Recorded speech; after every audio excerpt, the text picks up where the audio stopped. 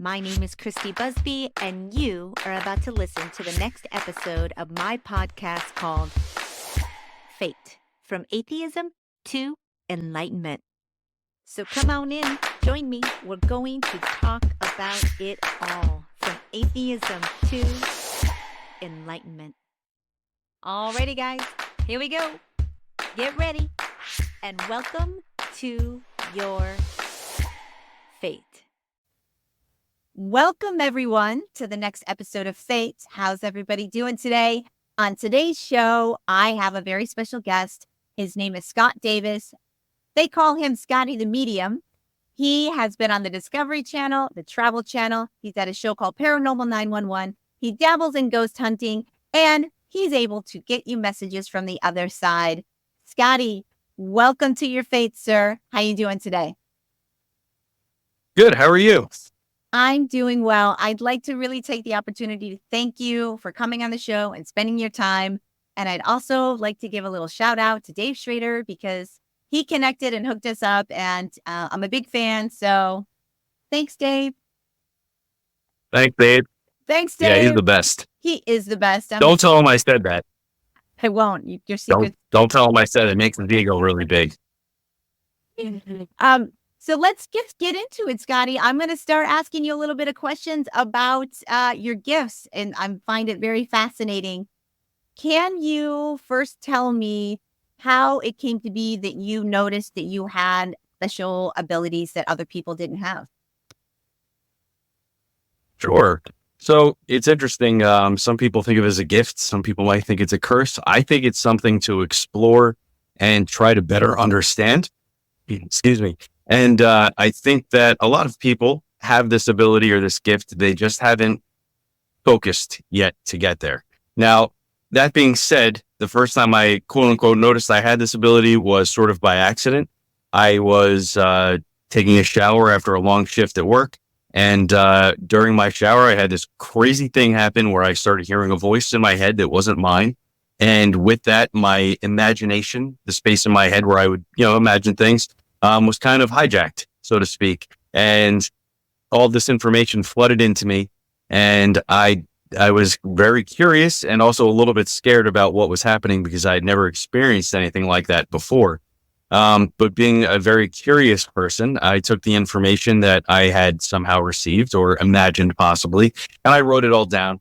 And basically the information was from a man. He identified himself simply as Pop, and that the message or the information that I'd gotten was for his daughter, who is a friend of my mom's. So I called my mom pretty much immediately and I said, hey, do you think that he would be interested in hearing this or helping me understand if this is like a real thing or not? And it was funny because my mom was like, oh, you're doing this again? And I was like, what does she mean by that? And I visit that later. So she said, okay. So I got the lady's number and I called her and I set up a meeting because I needed to do it in person so she could see I was keeping it straight, like I was have a straight face. It's like a real thing. So I brought her the notes that I had taken and she looked over them and she said, this is my dad. And he's passed. And all this information is stuff that unless you knew him, how would you know this stuff? And I said, I don't know. And I said, why would your dad visit me while I was in the shower? And remember, at this time, I didn't have any of the terms or the knowledge that I have now. So if I had told you this story when it first happened, my terminology or the way that I would explain it to you might be a little different. But now after doing this for so long, I understand it so much better. So basically, from there, I still wasn't convinced that this was like a real thing or a repeatable event. So I started really doing a lot of homework on it, so to speak. I was reading all the books I could get my hands on. I was watching other mediums. I was trying to figure out what it was that was going on. And once I started to get a grasp of it, then I started to get a little brave and find people that would let me sit with them. And one by one, I would just go through these, what I didn't know were readings, and do them. And every time people were like, wow, this is really crazy how you can know this stuff and not have actually known the person you're talking to. So that's kind of where it all started off.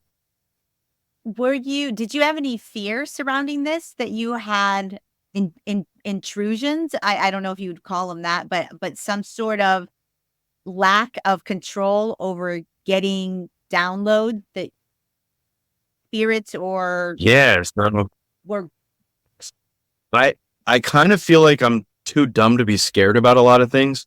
I really have almost no fear in life about most things. The only thing I'll never do is jump out of a plane that's not crashing. Other than that, I really have no fear of things. And that's not like a mantra. I just am. That's just who I am. I always am very curious and just want to see what's out there or what, see what life has to offer. I'm always up for an adventure. So I just don't have that. Now, what I was afraid of when it happened was that I was, and I'm not, to say kindly, I was afraid that I might be going crazy a little bit when it first happened because I didn't experience this ever before. And I was like, "Well, I hope I'm not going crazy. I hope that this isn't like some psychosis taking form." And that's why it was really important to quickly find the person who I thought that the information was for and validate it. Because as soon as that happened, I was able to take that little bit of fear and say like, okay, this is real. It really happened. It's real information that was validated from the source. So I'm not crazy. I'm not losing my mind and we can go forward. And that was, I would say, the first, not the last time, but one of the very few times that from that point on where I was not in control of getting the information. And I'd have to say that if it wasn't for such a kind person who visited me, although a little strange to do it in the shower, he was very gentle and very kind. And it didn't scare me because I felt like I was just talking to another person. Right. So it was, no, it really left me without fear and more curious about what it was. And that's where I went from there. Did you have any capabilities as a child? This only started happening to you when you were a fully grown adult? Yeah. So that's when my mom said, "Oh, you're doing this again." So when I was younger, apparently I would talk to some very vivid imaginary friends, and some of them had been validated by my parents' friends, um, saying like, "Oh, he was talking. It sounds like he's talking to my grandmother, or like he's talking to so and so." And it would be in their homes, or they would be over, and I just talk about them matter of factly as if they were there, and that sort of freaks people out. So as I got older, because that was very young when I was probably about 5, 6, 7, maybe. And then as I got older, that sort of died off. But what happened was through my life, I'd have a lot of paranormal experiences, and I didn't quite understand that not everybody had such fantastic things happen around them. And I just kind of went with it. And as a matter of fact, I always tell people through my teenage years, whenever I was with my friends and they wanted to do something spooky, they'd make sure to bring me because we'd almost always have a better chance of something scary happening if I was there, which we didn't know why, but now we understand. What do you think it is? Why do you think this happened to you? Why do you think you have this gift? Do you have any insight? Do you just feel like your spirit, your soul, you have some sort of special capability to lift the Uh, veil? Like, what do you think it is? I'm always yeah. very So, curious. well, I like, that's a great question too, because first off, I'm not special. I think that you can do this. And I think that every human being on the planet is wired into whatever spiritual network is out there. And everybody could do this if they really took the time to be calm and listen to themselves and focus, and then be able to just let go or suspend a little bit of that belief that's been instilled in you about what's around you. But I have to say that if somebody tomorrow came and said, "We have proof that this is spiritual," and they could prove it, like Jan said, like, "Here's the proof that this is a spiritual thing," I'd say, okay, that's cool. But on the other hand, if a scientist came to me tomorrow and said, "We can prove this is very scientific, and this is why you can do this and others can as well," I would be okay with accepting that as well. But I feel like it's 50-50. There's probably a spiritual aspect to it, because why would we need to do it if there wasn't something spiritually connected to it? But also scientifically, there's got to be something happening inside of my brain or somewhere in my nervous system, or a chemical that is activating in my brain that is letting these things be able to happen. And that's where it came in when I started doing the research on this stuff. I started reading a lot about the scientific part of it, the the theories on it. And then I also, went into a little bit of the spiritual stuff. And I kind of said, okay, I like both of these. I'm going to try to put them together a little bit and make it my own thing, keep it very grounded for me, because I need to feel like I'm not flying off the planet when I talk about this stuff. And I also want people who are listening to me to stay engaged and understand that I'm just like everybody. I'm just like them. I got bills, I got kids, I got a house, the whole thing, a regular job. Like, that's part of my life as well. But then there's this other piece, and it makes it easier to explain people when you're coming from the same spot as them, as at the same ground. So yeah, there's nothing special. Just, who knows? I don't know. I don't know why I can do it, or it just spontaneously happened that way. But someday maybe they'll know, and we'll figure it out.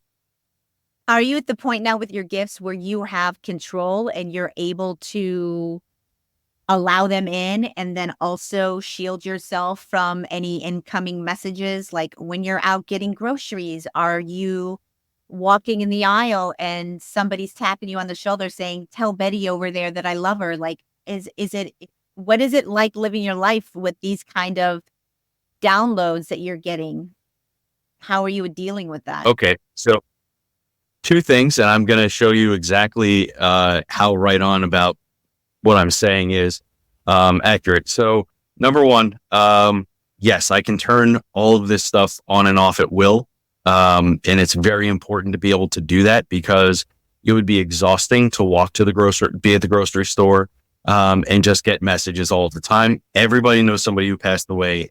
Not necessarily that they all have something they want to say, but they, if there's a grocery store full of 50 people and, 25 of them have relatives that know that I can speak with them, my guess is they'd probably be jumping all over me to get that message across. So I have a very set boundary when I'm up doing normal people stuff. They respect my boundary for the most part. Every once in a while, there's one that bangs down the door, and I give them a little time and see what they want. But for the most part, it's on and off at will as I like it. And again, that took a lot of practice, because that was the first thing that I needed to say was I don't ever want to be in the position where I'm just getting inundated with information and feel like I'm going crazy. Yeah. So it has to be at my will, and I've kept my promise with the other side or whatever's out there. I said, if you give me that boundary, I promise that I'll continue to do this for you, but you have to give me the space, because I can't do it all the time. It's exhausting. And then the second thing that I was going to say is that, any reason why you picked the name Betty? No, none. Okay. Oh, my grandmother, Elizabeth, who we called Betty, passed away in January. Oh. And people have been asking if I've gotten any messages from her. Even my aunt just messaged me the other day and said, "Have you heard from my mom?" And I said, "Sorry, I haven't heard anything from her yet.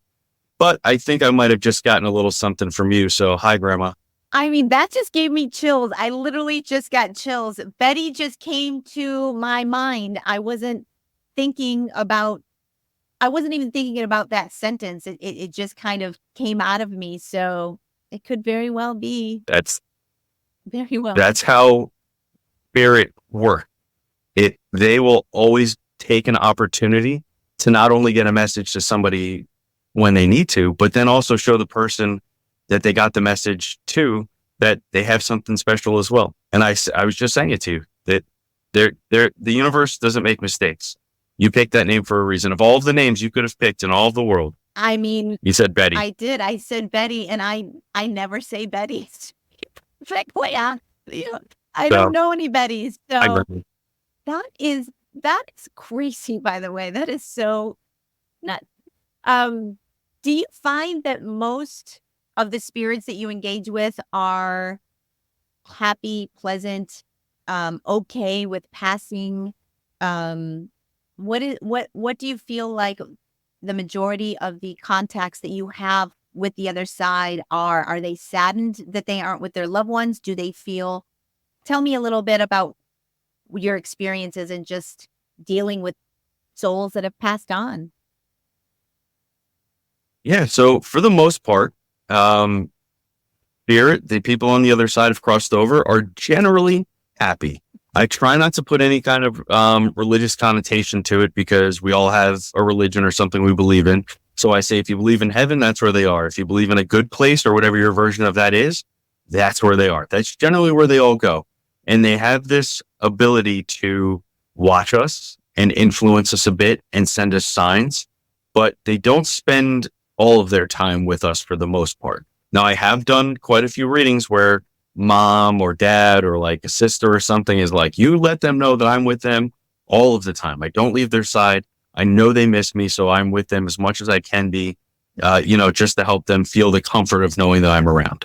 But they're happy. They're usually very happy. The only people who are, this is going to be, I hope this is interesting. When they're not happy, when they leave behind a sum of money or property or something valuable and the family is torn up over it, and that's when they become unhappy. I often hear and it comes through in the readings. They'll say things like, I wish I didn't leave that money to them because it's dividing them, or I wish I didn't leave them with all of these legal issues that I didn't know were going to be a problem before I left, because when they were in control of it, there was no issue, right? So that's when they get upset. And oftentimes they say things like, speaking of which, like if they passed and they had a problem with somebody that they were family or friends with, when they passed, almost immediately they always say, like, tell them I'm sorry for having a problem. Let them know, don't be guilty, don't feel guilty. It's all good. Water under the bridge. We're fine. Because they want to let that person who's alive to not live with that. They want them to know, like, it's good. The ego is gone, right? So that's gone for them. So they really want their job when they come to speak to somebody like me is to help pass some of that positive information and say, like, it's all good. We're fine now. Sorry that I didn't talk to you for 10 years before I died because, you said my rugs were ugly. And I've heard all of it. Believe me, I've heard a lot of stuff like that. And it's just like, oh my God. And it's so much relief on the person who I'm talking with when they're like, first, they say things like, I can't believe that you knew about the rug. So I know you're definitely talking to her. And I've been carrying that around for a while, that they would still be upset with me, which to me is funny because I never think of stuff like that. I'm like, if somebody passes, even before I could do all this stuff, I was like, I never really thought about it. If somebody passed away and they were upset with me, I just assumed that they wouldn't be mad anymore. What's to be mad if we're not both in the same space, right? So that's kind of what they tell me anyway. So probably why I felt that way in my life. Like, they're just like, tell them to not worry about it, Yeah. Do you have a fear of dying anymore, or do you fear nothing because you know now that you're not going to end, that you are going to go on, that your personality is probably going to be intact to some degree? Maybe you're not your body, but you are going to go on and be a being of light in another realm or a dimension or whatever you want to call it, heaven. Do you Yeah. not fear death anymore? I'm personally not afraid to pass, but I'm afraid for the other things, like leaving my kids behind or leaving my wife behind or leaving people behind that I'm still would want to help, but as far as me personally, crossing over is fine. I mean, it's something that I don't waste time thinking about because everybody passes. There's nothing that any of us can do about it. So I don't waste time being afraid about that. But of course, like anybody else, I think about, what if I'm out going to the grocery store and an 18-wheeler waffles me and my family's left without me? Those are the things that I worry about, but not the passing part. Just not being able to still be here for my friends and family. What about spirit guides? Are you able to communicate with your personal spirit guides? Or angels, or whatever you want to call those?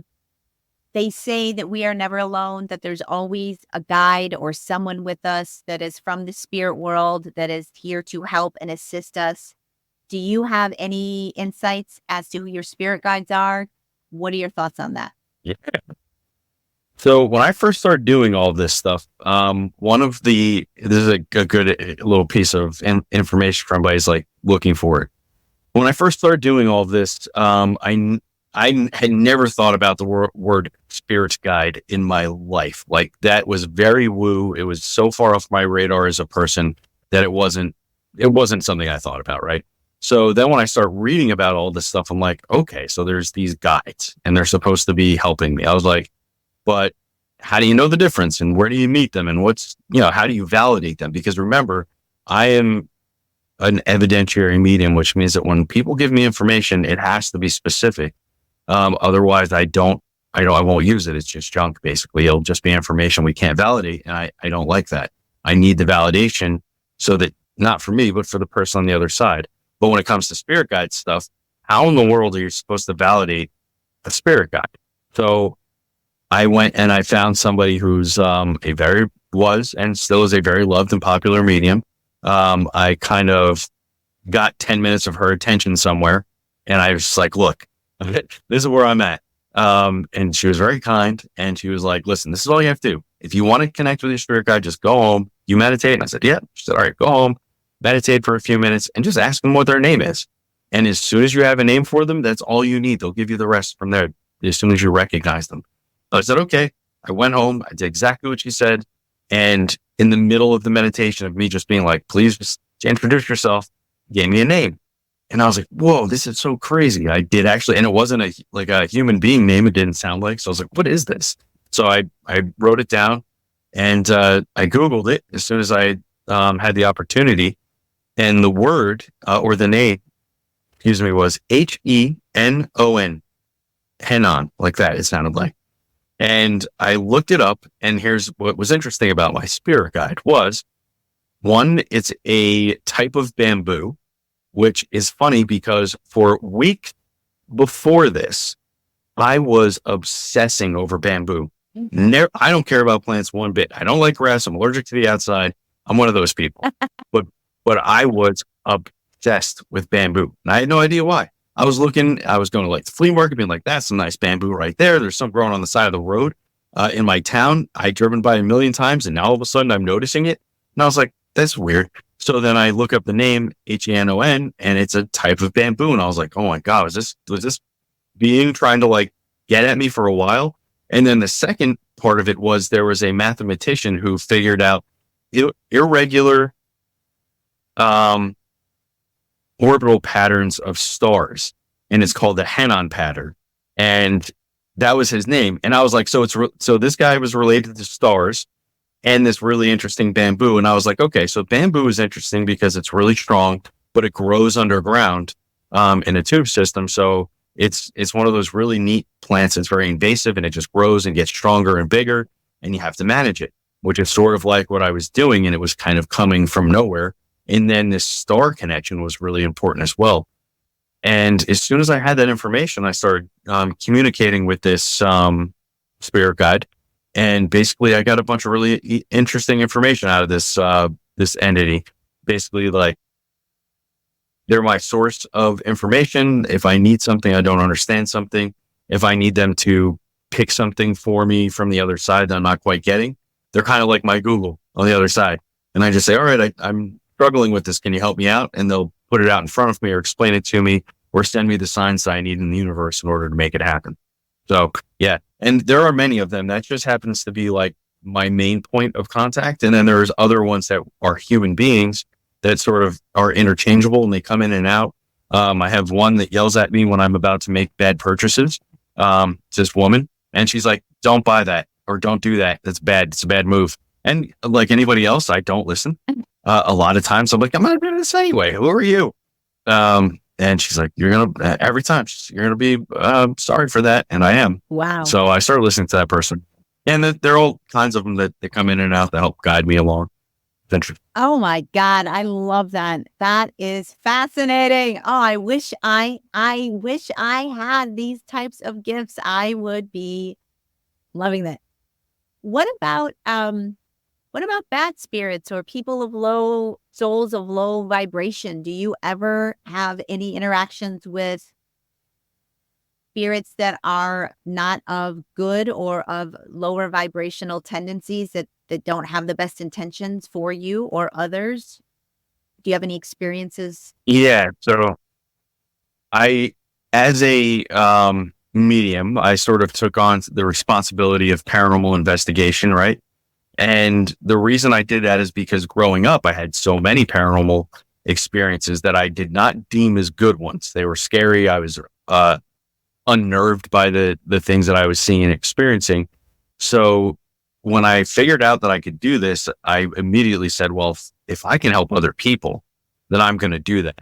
And what I found is that people, in general, will think something is bad because they can't explain it. So they'll call me to their house for the sinister spirit that's roaming the house. And I get there and it's just like grandma or grandpa or like, a spirit from like 150 years ago. And they're like, this is where I used to live. My barn was here. Why are these people here? And you have to kind of explain to them like, hey, look, you passed and, you don't really belong here anymore. You should have gone over to the other side. And they're like, so many times they're just like, oh, I didn't realize that. Like, I was wondering why things were so different here. And I was upset. And they would do things in the house, like, pull cabinets open, make noises, the rattling ghost, trope. They would do those sorts of things. So after I would explain to them that they were okay to go, they would go. But those are like the mid-level ones that seem scary. And then we have the ones that I've dealt with that are not to be messed with. The ones that I say, like, as a medium, I am not I know a lot of mediums do this. I don't make it my responsibility. I talk to them. And if I can't talk to them and get them to leave, then I find somebody who can help remove angry, angsty, upset, or mal spirits. Because there are ones that are way too strong or way too much for my knowledge base. And I want people with a lot of experience taking care of those situations, because I don't want to leave anybody worse than I found them. And I don't want that responsibility of like coming in and being like, letting my ego take over and be like, I can get rid of this spirit. Who do they think they are? And then making things way worse. Right. So we go in and we investigate, we gather evidence through mediumship, electronic, and we also go and do a nice deep dive, figure out what is happening there to the best of our ability.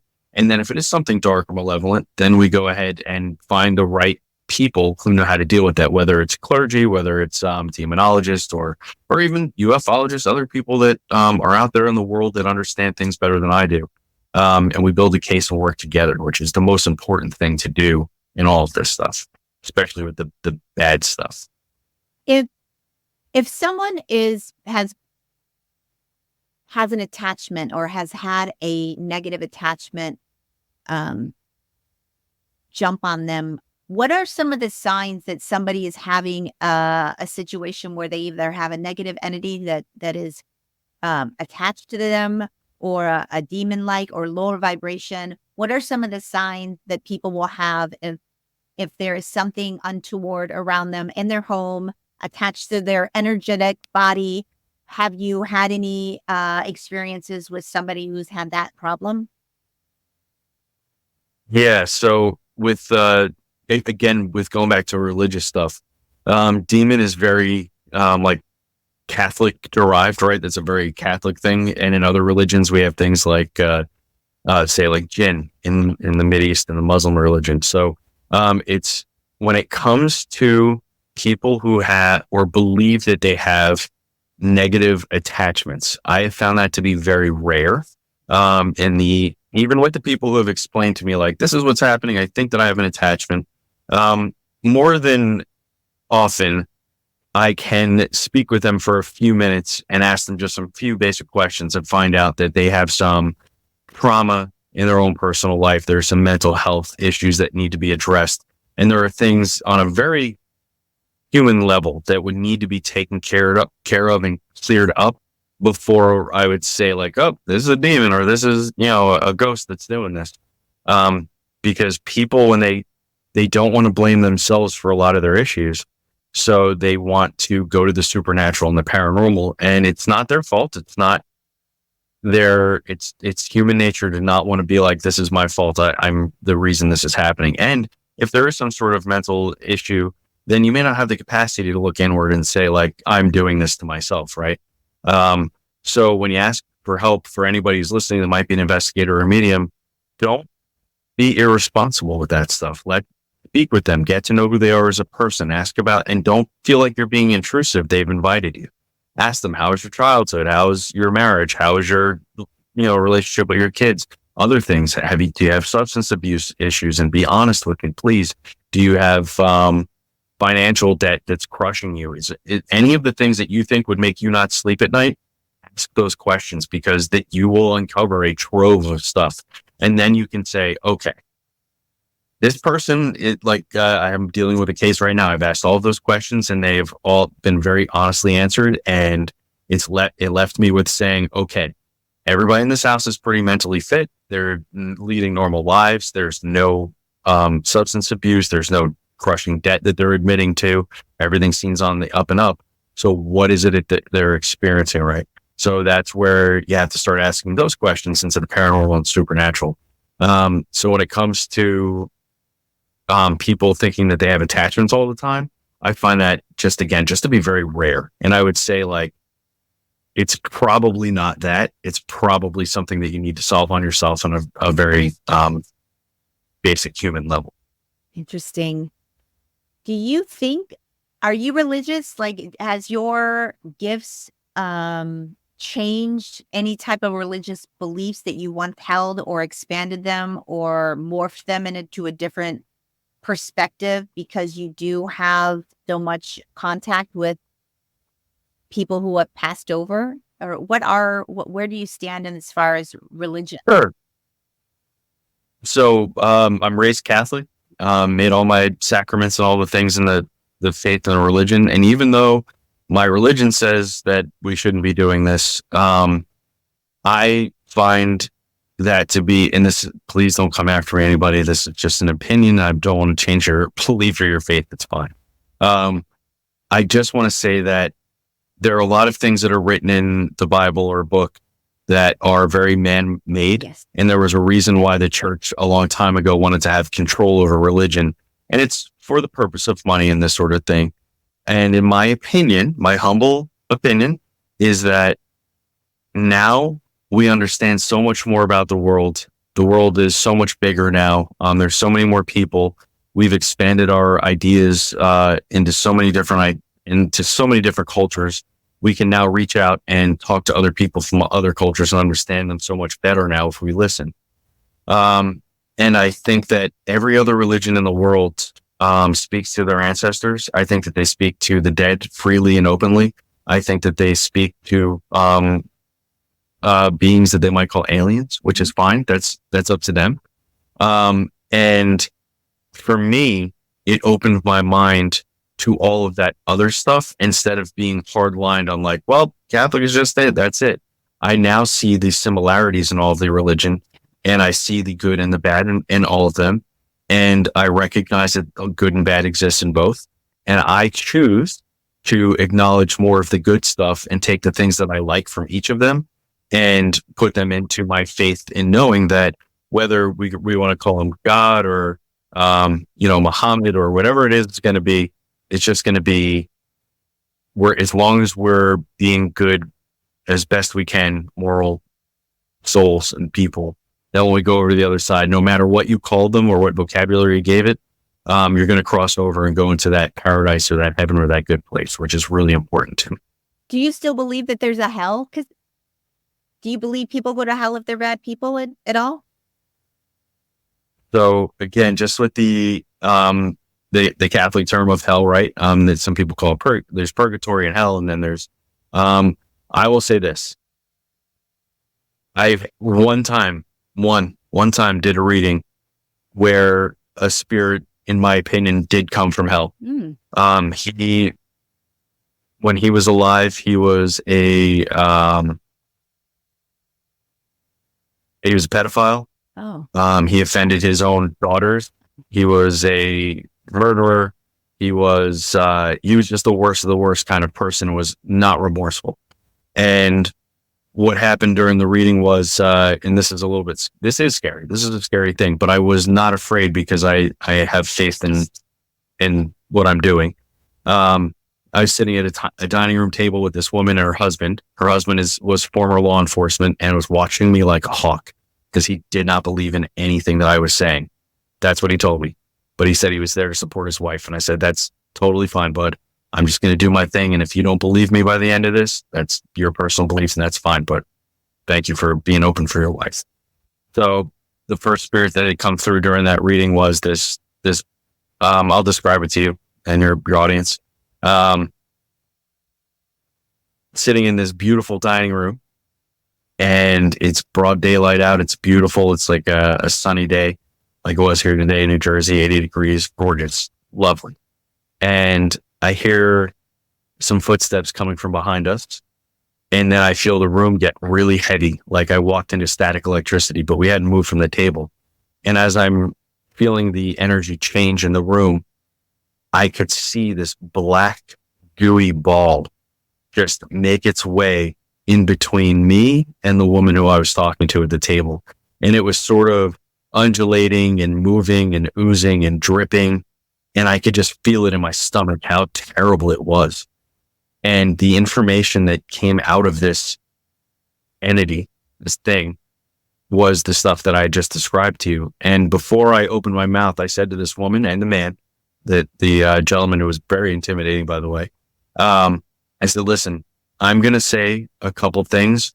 And if I'm at all wrong about any of this stuff, I'm going to pack my stuff up and I'm going to leave and I'm not going to talk to you anymore, because what I'm going to say is so sad to me and angry and disgusting that if I'm wrong, then we're just going to end this. And I gave her this information, and she said, she confirmed every bit of it. She said, that's my dad. He killed himself. You would never know. And the gentleman who was the law enforcement officer doubled down, and he said, you have to be real, because this happened in France in the 70s under different names. She doesn't have the same name. You could have never Googled this. You could have never looked this information. You would have never, ever know the things that you just said unless somebody in this room told you. And he said, we didn't say it. So she told me, and she told this thing, her dad, she said, if he came from hell, he can go right back there because there's no forgiveness. And with that, this thing just kind of pulled itself back up out of the room, and the room lightened up and felt better again. And we went on and had nice readings with the people she wanted to hear from. Wow. That is a crazy story. Wow.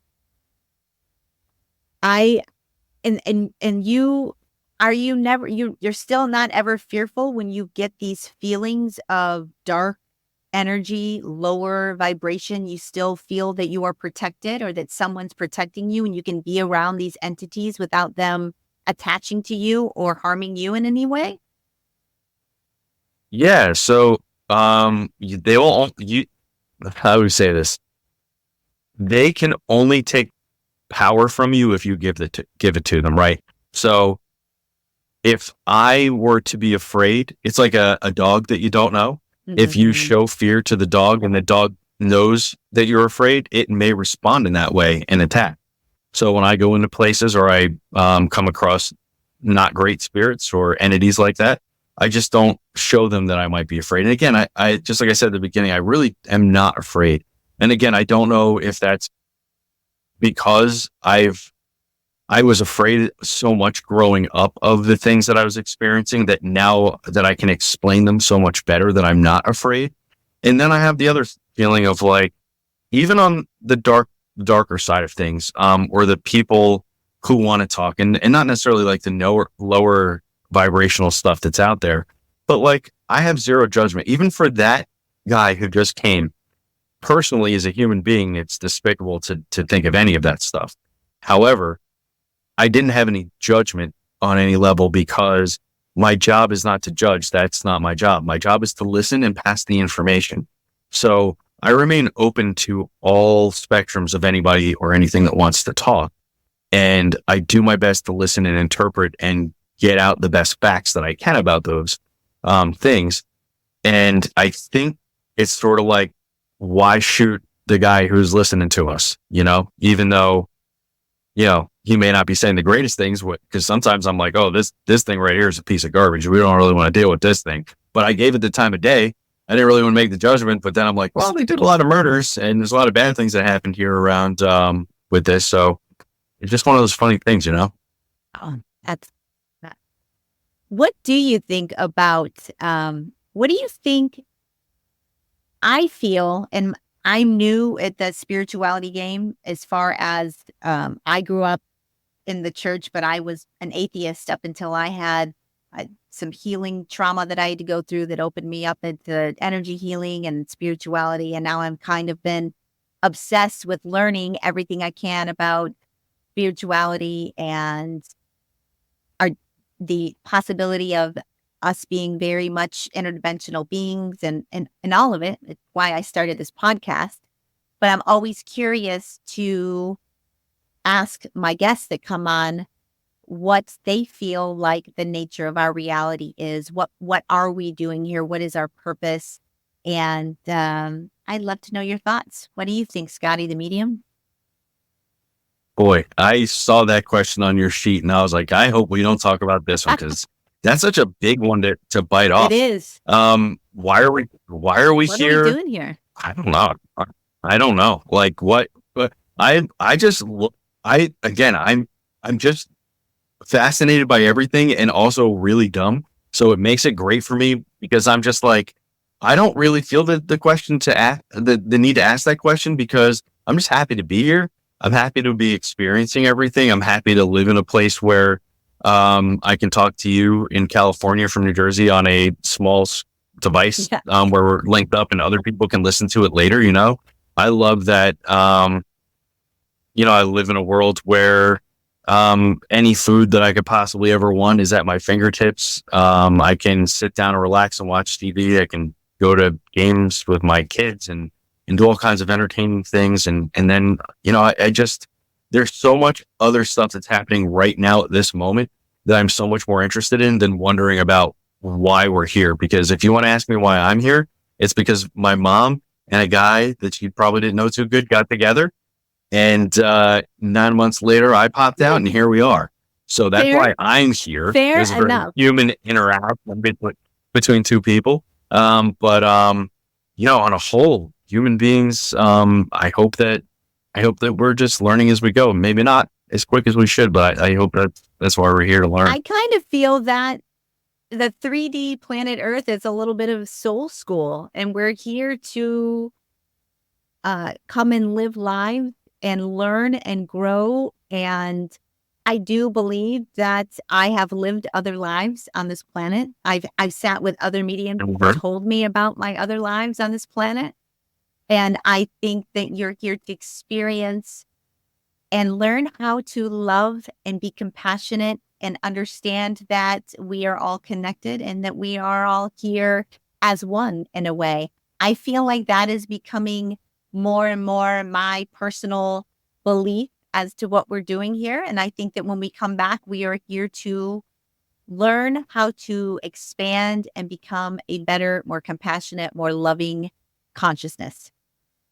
That's my take on what we're all doing here.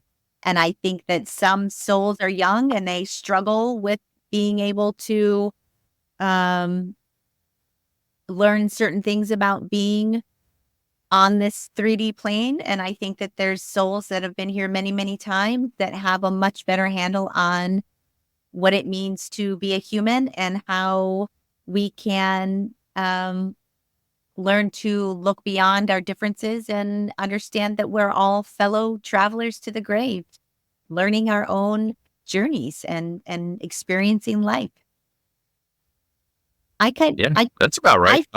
That's kind of what I'm starting to gather through my teachings, readings, talking to people, listening to podcasts, that we are all here to learn to be more compassionate, more loving, and this is a bit of a soul school. And we keep coming back until we learn the lessons that we're supposed to learn.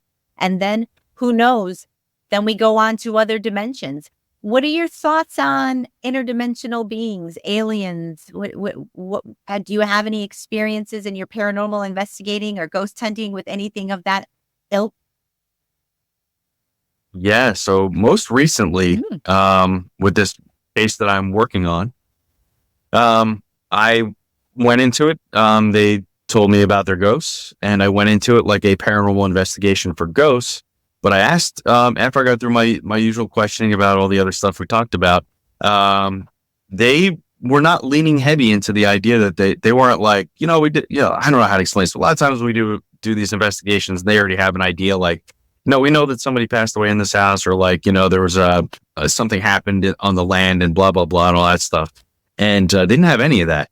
And through the conversation, I just was like, wait, can I just stop with you guys for a second? I was like, let's just put this right out there. I was like, do you guys not think that this is ghosts? And do you think that this is something to do with aliens or extraterrestrials or something? And they were like, yeah, maybe. But from there, I said, okay, I'm going to take the stuff that I know about alien abductions and aliens and stuff like that, and I'm going to apply some of those questions, along with my usual questions in the paranormal, to this. And it worked out. The woman who I'm working with that is having this happen with her family is a very good person to work with, because I asked her to do a couple things for me, like if she had neighbors that she'd feel comfortable about talking to about this stuff, if she would ask them questions that I was asking. And she did that. And guess what? They came back with like more alien stuff than ghost stuff, which I was really surprised about. And they were open about it. Like they were like, yeah, back in the 70s, when our daughter lived here with us, one day she woke up and she was completely naked in her bed with her clothes folded up at the foot of the bed. And she said she felt like she was out of the house all night, but couldn't explain it. That's classic alien abduction stuff. Then they live on a lake that's near the Jersey Shore. And they were talking about the strange lights in the sky that they would see, and the strange howling that would come out of the woods in the area, which is more alien and Bigfoot stuff. So when it comes to interdimensional beings, extraterrestrials, I want to believe. When it comes to ghosts, it's easy for me to believe these things because I have now witnessed them very close up. I understand them to some degree. But when it comes to aliens or Bigfoot or any of those sorts of things, I'm in it for the ride. I'm here for the adventure, and I want to know. Like I'm here. So if somebody were to call me tomorrow and say we're going to go to this spot that keeps having UFOs show up, I'm in. I'll go. I want to see it. And not see it like, oh, I need to see it to believe it. I'm not that guy. I'm like wholeheartedly like, please let me see this, because it will expand my mind even more, which is what I want, I am the same. I'm the same. I have become so much more open-minded the last 5 years of my life. I am now open. I am now more curious, and I am now more willing to be pulled in a path that would open the door for alien encounters, multi-dimensional being, anything like this. I find that that life on this planet is so much more magical and so much more complex than we think it is. And I think that we're just kind of stuck in our matrix of mainstream, and it doesn't allow us, our belief systems, I think in general, hold us back from fully understanding the full capacity of what is going on within our plane, and that we don't allow ourselves to be curious enough, and we allow fear to hold us back a lot. A lot of people are fearful. Fear is a big thing, People don't like to even entertain the thought that there could be other species or other aliens, I should say, that are among us or that are out there. And I think it has such a great conflict with what they feel inside their personal belief system, that they can't allow themselves. I'm gonna have to edit. I'm gonna have to edit this out, which is great. That's all right. It's interesting you say my throat chakra's closing up, because that's what it feels like. It is. I'm having weird experiences with you, Scotty. Isn't that? That's pretty common. Really? I'm what people call a generator. I tend to again, when my friends want to go do spooky stuff, they call me. It's an interesting thing that even though you and I are very far away from each other, we're still linked at the moment. And it tends to lend to more experiences and more heightened abilities and capabilities of the people I'm around. So you're experiencing that at the moment, I think. I really am. And I've really been trying to lean in to meditation to lean into opening myself up to spirit guides, to angels, to any kind of communication, help, information.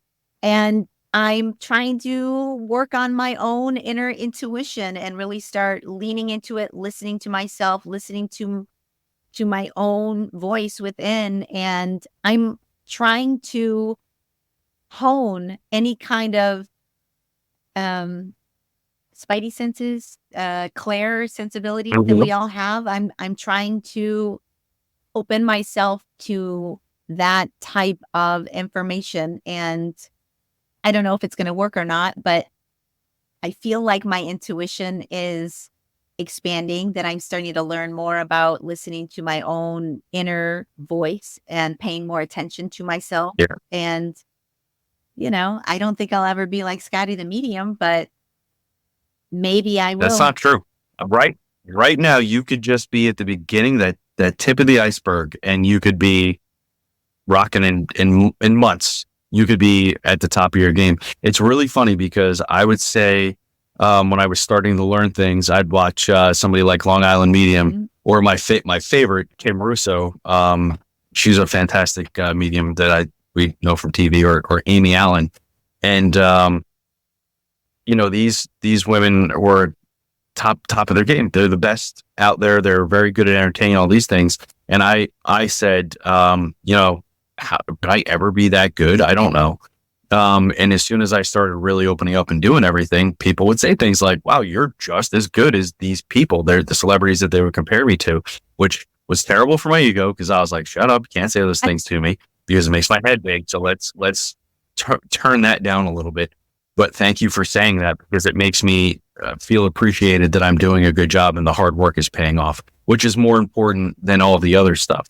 So whatever you tell yourself is where you're going to go. And our buddy Dave, one day I was sitting on the couch watching TV with my wife and having a drink, and we settled in every week to watch the Holzer Files. And I said to her, I was like, someday I'd really like to work with Dave Schrader. I was like, this is a guy who I really want to sit and work with. 2 years later, we're booking events together and doing things together. And at the time when I said that, I was literally like, not even a blip on anybody's radar. I was still trying to figure it out. And then in 2 years it took, and I'm up here with some of the best people in the paranormal and the mediumship world. It's amazing. It is amazing. And I do think there is something to speaking the words that, you're spelling, you're speaking. It's almost a form of manifestation. You're putting that energy, that vibration, that intention into the world. And I think that the universe will kind of pull that back for you. It's like the universal law of attraction, like attracts like. And if you're resonating or vibrating or speaking words into the ether, you are sending out messages, and the universe is going to respond and bring you. Careful what you wish for, as what they say. I try to be very mindful of my words now, because I do understand that our words have more power than we think, and our thoughts and our emotions dictate a lot of what shows up in your reality. And I try and be very mindful of that now, of what I'm feeling and what I'm resonating with, because I do think there is something to manifestation, meditation, and I do think we are more powerful than we think we are. I think that if we paid more attention to our thoughts, our beliefs, our actions, we could literally change what's going on around us. You could bring and pull in things that you had no idea you had the capacity to do if you just paid a little bit more attention to where you're resonating and what your intentions are. And I try and set daily intentions every single day. Now, when I get up, I will set an intention for the day. That's awesome. That's great. It's a great way to do it. I like it. I am learning and growing, and here we go. We're almost coming up on an hour here, though. Where can people seek you, find you, get your help, whether it be speaking to a loved one who has passed, or maybe they're having their own poltergeist situation, ghost related? How do people get in touch with you for any kind of help you can give them? They can come visit me on any social media. Right now the biggest platform to find me on, easiest, is probably TikTok, Scotty the Medium. If you want to look for me on Instagram, it's Scotty the NJ Medium, like New Jersey. And if you want to find me on Facebook, it's simply Scott Davis, as a little blue check next to it, so you know it's me. And yeah, just send me a message. And it takes me a little while sometimes to get back to you. I apologize, I'm very busy, but I will do my best to help you. And you can always Google me. My phone number's out there. Best way to get me is for like ghost stuff is to text me, and I try to get back to people that are having paranormal issues pretty quickly.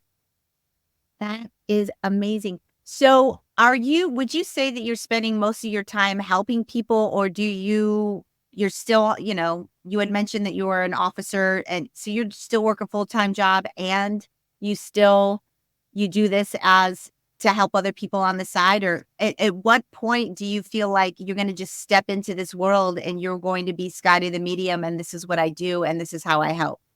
Where are you at in the world? So it's funny. I'm in a very blessed and precarious position. My job is a law enforcement officer. I've been doing it for 12 years, and I'm well into paying into the pension. So it would behoove me to just finish it to 25 years. So I still have some time left for that. But while I'm doing that, I have a very good schedule doing that. So it leaves me a lot of time to focus on the other stuff, the Sky the Medium stuff. So I dedicate probably somewhere between like 25 to 30 hours a week on mediumship and paranormal stuff, 40 hours a week on work, and all, I don't know, I feel bad saying my family gets my extra time, but that's where it lands at the moment. But they're cool. They understand that that's what we're doing. Do you ever read your wife and your kids? That must be amazing. I mean, no, not really. I kind of feel like my wife always says to me, she's like, you talk to all these other people's family members, you never talk to anybody for me. But every time I even bring up somebody being around for her, she gets all weepy. So I kind of like, I'll just mention, I'll be like, hey, your dad's around. Or especially when I feel her dad, like I'm a husband, obviously. So sometimes I'll say things and I can feel her dad just staring at me. And I'm like, okay, just to let you know, your dad didn't agree with what I just said either. And, that's something that she usually likes to hear. But for them, yeah, it's like that. And then for my kids, they're too young. They just like when they tell me their little ghost stories and they have somebody to listen to them. It's not like when I was growing up and people were like, that's the weird kid. I don't know. Well, you never know. They could be little psychics themselves one day, the next day. Yeah. Well, Scotty, I cannot thank you enough for being on the show. I really enjoyed our conversation. I'm going to put all your information in the show notes. I'd love to have you back on again at some point. Come back and promote whatever you're doing out there. And I'd love to get a reading from you one day. If you could squeeze me in one day, Fantastic. I would love to, my father's no longer with me, and I'd love to see. Hear what you might have to say. All right. We can work that out. I would love to do that. Sure. On that note, everybody, that is a wrap on this episode of F.A.T.E. Thank you, Scotty the Medium, for coming on. Thank you. Really enjoyed your time. And we'll see you next week, guys. Journey well, everybody. Bye. Alrighty, guys. That is a wrap on this episode of F.A.T.E. From Atheism to Enlightenment. I hope you enjoyed the show. I really enjoyed spending my time with Scotty, learning about his gifts. I find him to be fascinating. I love that he is curious and not fearful, and he doesn't allow fear to keep him from receiving information. He's open-minded, and he's evidence-based. I love that he said, I'm an evidence-based psychic medium, and he wants facts to back up the messages that he receives. I find that's a very important aspect of what he does. And what an amazing thing to be able to give so many people peace and a sense of knowing that their loved ones are with them, that they want to communicate with them, and that he has that capacity to touch people's lives like that. What a gift. I hope to have him back on the show. And I don't know what to say about the the weird happening that took place during our discussion. I'm not exactly sure why I said Betty. Betty just came to my mind as I was speaking the sentence, and I said Betty. I found that to be interesting, to say the least. And also, when my throat closed up like that, it was a sensation that I had never really felt before. And even the water did nothing to tamp it down. And when he said, "Oh, your throat chakra is closing up," um, I found that to be an interesting take. I'm not exactly sure why or what was behind that, but there was definitely some weird things that happened during that interview that I had never have happened with any other guests so far. So I kind of love to have him back on. I want to get a reading from him myself. I don't have my father with me anymore, and I'd love to speak to my dad. My dad was so funny and amazing, and I miss him, and I would love to be able to tell him so through Scotty and get any kind of messages that my father could give me. I miss him terribly. It was this month, it's been 5 years, and it goes by in a blink. So if you still have your dad, hug him up every day, guys. Hug him up every day. All right. On next week's episode, I am super duper excited. I have a woman on. Her name's Dr. Holly Duckworth, and she's a psychotherapist. She's a hypnotherapist. She has a book out called Finding Purpose, Surprising Wisdom from the Higher Self. She is somebody who does quantum healing based on the techniques that were brought about by Dolores Cannon. If you don't know who Dolores Cannon is, I am obsessed with Dolores. I listen to everything that she says. I have been thinking about doing a quantum healing. You want to talk synchronicity? Let's talk synchronicity, folks, just for a brief second here. I have been thinking about quantum healing lately. I've had a resurgence of some symptoms, and I am running out of new techniques to fix myself. And quantum healing is something that I have heard about primarily through Dolores Cannon. And I've been thinking, you know what? I haven't tried quantum healing. I think I need to go down that path and see what it will bring.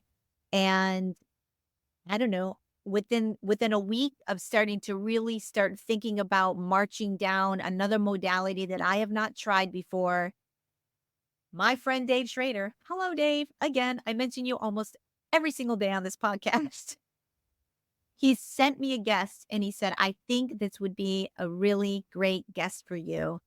And it turns out she was a quantum healer by trade.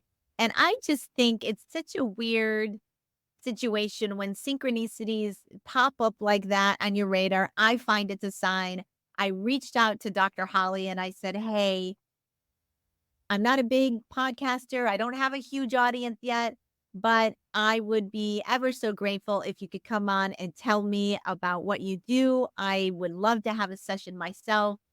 And she responded with, I checked out your podcast. It seems wonderful. When are we going to do it? So I'm speaking with her this Wednesday. If you're going to listen to a podcast, I think that is the one. I'm very excited to have her on. We are going to talk about not only Dolores Cannon, but quantum healing and how it can heal you physically, mentally, socially. It's a fascinating topic that I really hope to enlighten you guys and really bring about a new technique that if you're struggling in the health world, like many of us are, this could be something that could bring you healing. And anyways, stay tuned. Please, please stay tuned. I'll be bringing you that next week. If you want to follow Scotty the Medium, he's on TikTok, Scotty the Medium, or Instagram. Scotty, what was it? It was Scotty the New Jersey Medium, NJ. Or on Facebook, he's Scott Davis.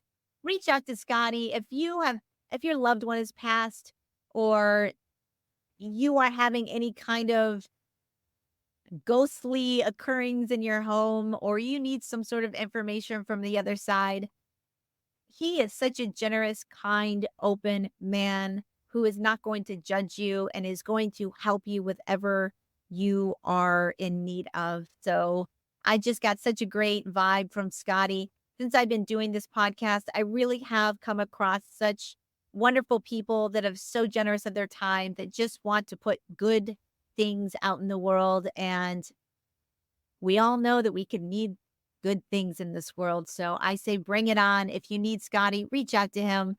I'm going to. Anyways, guys, with that, I'm going to leave it there. I will see you next week with Dr. Holly Duckworth. We're going to be talking quantum healing. I am stoked. And on that note, guys, welcome to your fate. I'll see you next week. Journey well, everyone. Bye.